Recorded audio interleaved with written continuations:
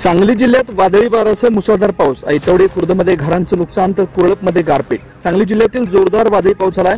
अचानक पडलेल्या पावसामुळे जनजीवन विस्कळीत झालंय। मात्र उकाड्याने हैराण झालेल्या नागरिकांना या पावसामुळे थोडासा दिलासा मिळालाय।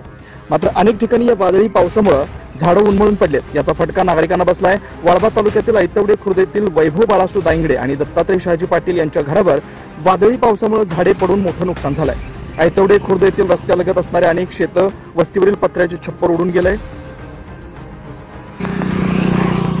यामुळे ऊस पिकाचं मोठ्या प्रमाणात नुकसान झालंय। तर कुरळप गावामध्ये गारपीट झाली आहे। मिरजमधील मिशन हॉस्पिटल समोरील रिक्षा स्टॉपवर झाड पडलंय।